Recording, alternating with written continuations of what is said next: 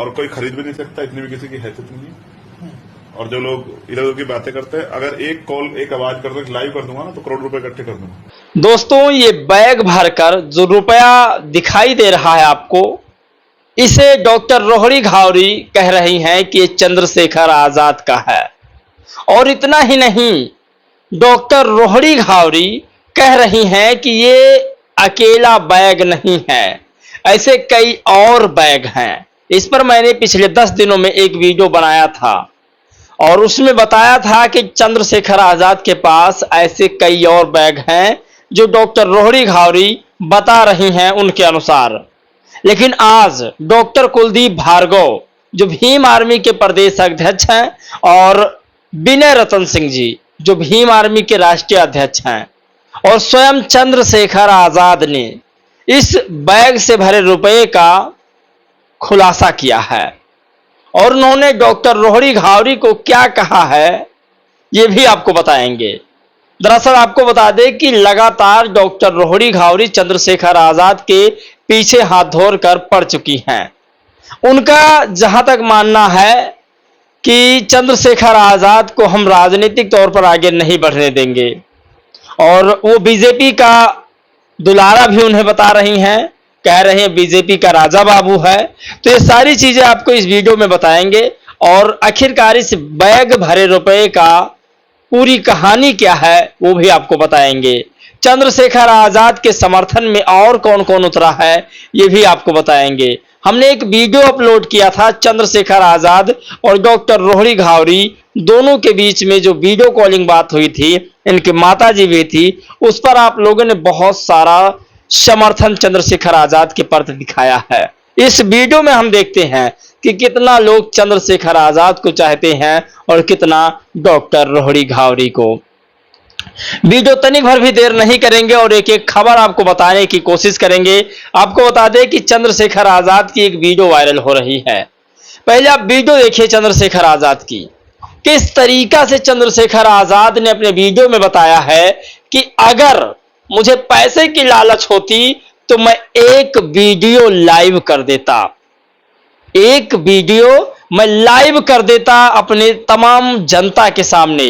तो ये बैग भर का रुपया क्या है, ऐसे कई बैग भर के रुपए मेरे सामने आ जाते, लेकिन मैं रुपए का करूंगा क्या, मैं रुपए का करूंगा क्या, मुझे साथ लेकर जाना है क्या। सोचिए, चंद्रशेखर आजाद के ये बोल हैं।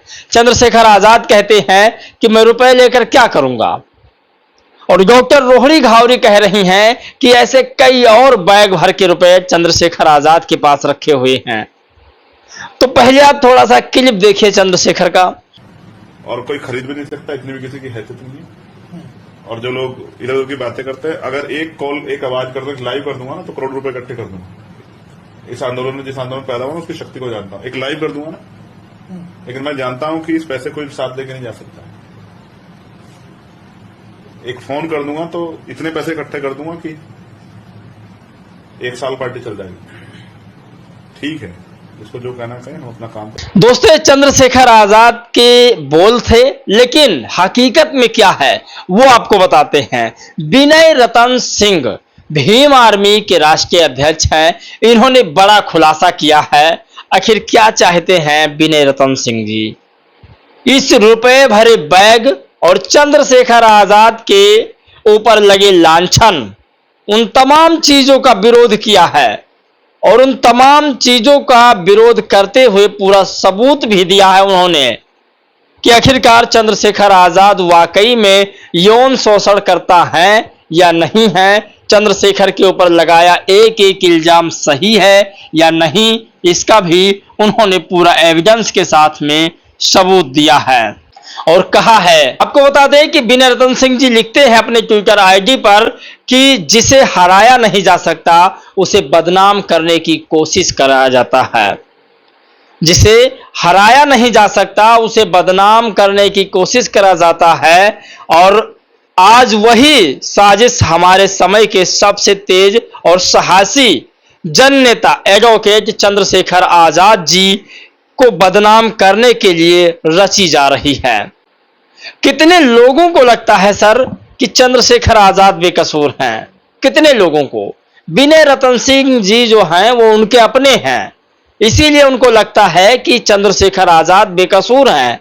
लेकिन हम सब में, आप सब में कितने लोगों को लगता है कि चंद्रशेखर बेकसूर हैं? अगर आप समर्थक हैं चंद्रशेखर के या रोहिणी जी के, तो आप उनका नाम सिर्फ लिख देंगे तो देखने वाली ऑडियंस समझ जाएगी। जो और भी सिर्फ कमेंट पढ़ने आते हैं वो लोग समझ जाएंगे कि चंद्रशेखर आजाद के वाकई में कितने समर्थक हैं। आगे विनय रतन सिंह जी लिखते हैं कि बहुजन आंदोलन के इतिहास में यह कोई नई बात नहीं है। जब भी किसी दलित, पिछड़े या अल्पसंख्यक नेता ने सत्ता के गलियारों में सच बोलने का साहस किया है, तब तब उस पर चरित्र हनन के हथकंडे अपनाए गए हैं। बाबा साहब डॉक्टर भीमराव अंबेडकर से लेकर मानवर काशीराम साहब और बहन कुमारी मायावती तक।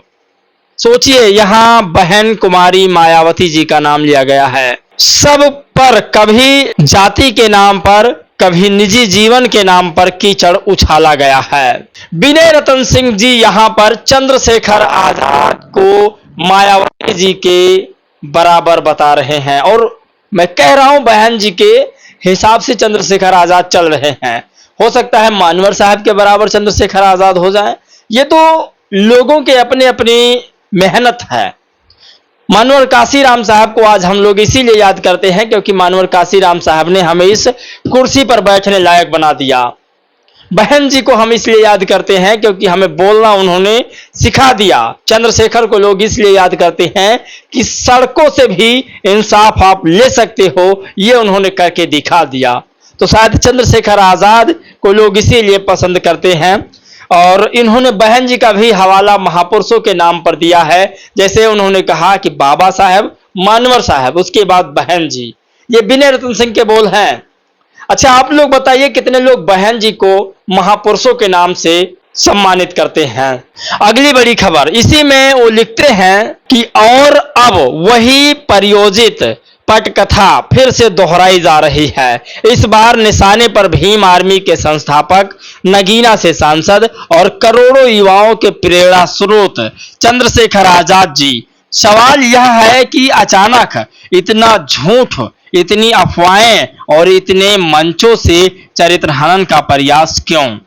क्योंकि आज बहुजन समाज के पास फिर से एक ऐसे नेता है जो झुकना नहीं, बिकना नहीं और बोलता वही है जो अन्याय के खिलाफ हो, जो संसद में जाकर संविधान की बात करता है, युवाओं की बात करता है, शिक्षा, रोजगार और बराबरी की बात करता है। 2015 में जब भीम आर्मी बनी तब से लेकर आज तक यह नेतृत्व सिर्फ मंचों पर नहीं, सड़कों पर संघर्ष करते हुए दिखा है। 2017 के सहारनपुर आंदोलन से लेकर 2023 के कानूनी लड़ाइयों और 2024 के चुनावों तक चंद्रशेखर आजाद उस आवाज का नाम है जिसे कोई धन बल, कोई जातिवाद सोच और कोई मीडिया ट्रायल दबा नहीं सका।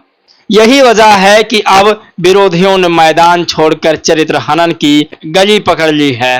बदनाम करो, फंसाओ, भरम फैलाओ ताकि बहुजन समाज फिर बिखर जाए। लेकिन वो भूल रहे हैं अब समाज जाग चुका है। अब हमारे पास आंखें ही नहीं, समझ भी है। हमने बाबा साहब को पढ़ा है और हमने साजिशों की भाषा को पहचानना सीख लिया है। हम जानते हैं कि यह पूरा प्रकरण सोची समझी रणनीति का हिस्सा है। हम जानते हैं कि जब कोई नेता सत्ता के अहंकार को चुनौती देता है तो उसकी गोली मारकर हत्या करने की कोशिश की जाती है। उससे बच जाए तो अब उन्हें झूठे आरोप में उलझाना एक पुरानी हथियार है। और हम यह भी जानते हैं कि चंद्रशेखर आजाद जी इस आंदोलन की उम्मीद हैं और उम्मीदों को आप अफवाहों से नहीं मार सकते हैं। विनय रतन सिंह का ये कहना बहुत बड़ा खबर है। आपको बता दें, वो लिखते हैं, इसीलिए हम इस साजिश को नकारते हैं, हम इस चरित्र हनन की राजनीति का विरोध करते हैं और हम चंद्रशेखर आजाद जी के साथ पहले से कई अधिक मजबूती से खड़े हैं। तो दोस्तों, चंद्रशेखर आजाद के ऊपर लगे इल्जाम को बिल्कुल खारिज कर चुके हैं विनय रतन सिंह जी।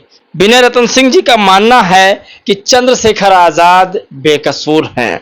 दोस्तों, आप लोग क्या चाहते हैं यह भी जानना बहुत जरूरी है। चंद्रशेखर आजाद ने कहा था कि मुझे कोई खरीद नहीं सकता, और फिर डॉक्टर रोहिणी घावरी बैग दिखा रही हैं कि ये बिक चुके हैं। चंद्रशेखर आजाद कहते हैं कि मैं एक लाइव आकर के कर दूं, एक वीडियो बना दूं कि मुझे रुपए की जरूरत है, तो करोड़ों रुपए की बौछार हो जाएगी और मुझे रुपए से भरा बैग दिखा करके बदनाम करने की कोशिश किया जा रहा है। सोचिए, कुलदीप भार्गव ने इस पर लिखा कि आज एक बार फिर कुलदीप भार्गव ने लिखा कि आज एक बार फिर एक मजबूत बहुजन आवाज को दबाने की कोशिश हो रही है। हम इस चरित्र हनन की राजनीति को नकारते हैं। हम अपने नेता के साथ पहले से भी ज्यादा मजबूती से खड़े हैं। सोचिए, डॉक्टर रोहिणी घावरी ने पूरी टीम को हिला दिया है, पूरी भीम आर्मी और आजाद समाज पार्टी के टीम को हिला दिया। लेकिन फिर मैं कह रहा हूं कि जीत चंद्रशेखर की ही होने वाली है। इसके पीछे का कारण आप लोग हैं।